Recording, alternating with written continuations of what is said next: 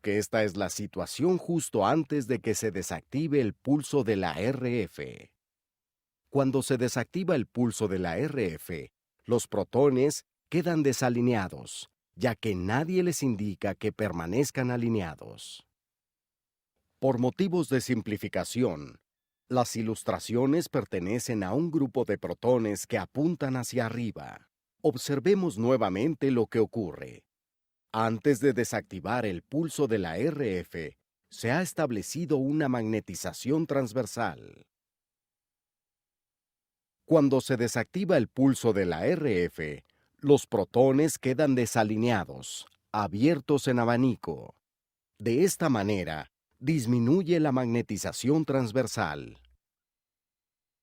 Cuando observa este conjunto de protones en desfase desde la cima, se hace obvio cómo se abren en abanico.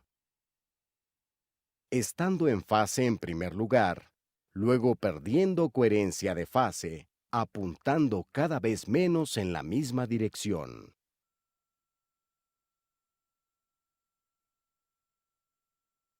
Hemos escuchado anteriormente que los protones entran en precesión con una frecuencia determinada por la fuerza del campo magnético en el que se encuentran, y todos los protones deberían experimentar el mismo campo magnético. Sin embargo, esto no es lo que ocurre.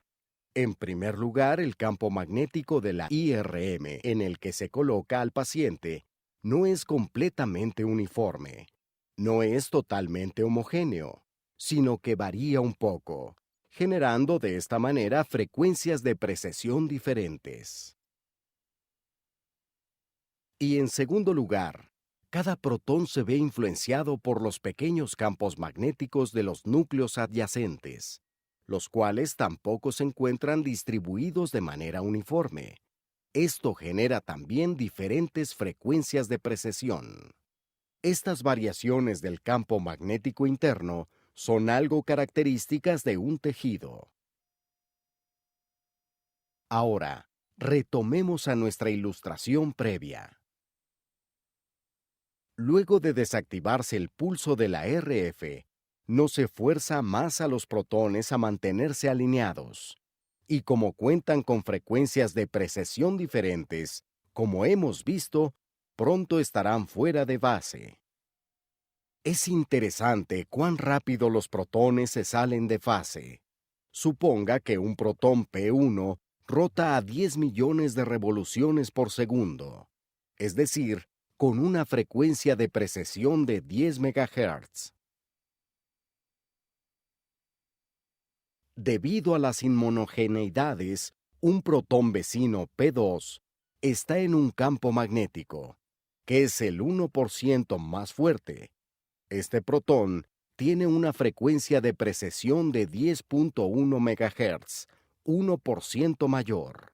En 5 microsegundos, P2 habrá dado 50.5 vueltas o revoluciones, mientras que el protón P1 habrá dado únicamente 50.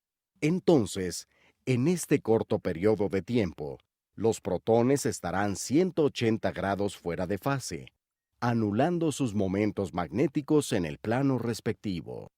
De manera similar a lo que hicimos con la magnetización longitudinal, podemos determinar la magnetización transversal contra el tiempo. Lo que obtenemos es una curva como esta. Esta curva está en descenso, ya que la magnetización transversal desaparece con el tiempo.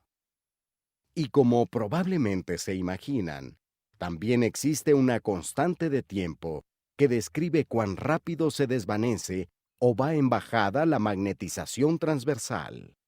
Esta constante de tiempo es el tiempo de relajación transversal T2. ¿Cómo recordar en qué consiste T2? Fácilmente. T2 es T veces 2. Este T es TT. Y esto significa que describe la transversal T, y por eso se da la relajación de la magnetización transversal. Por ende, la curva resultante se llama curva T2. Otro término para la relajación transversal es relajación spin-spin, lo cual nos recuerda el mecanismo subyacente, una interacción spin-spin. ¿Cómo recordar cuál es la curva T1 y cuál es la T2? Simplemente junte las dos curvas. Puede ver algo así como una montaña con una pista de esquí. Primero debe escalar hasta la cima, curva 1, para luego descender, curva 2. Lleva más tiempo escalar una montaña que descenderla, lo cual nos hace recordar que T1 es generalmente más larga que T2. Es tiempo de una revisión.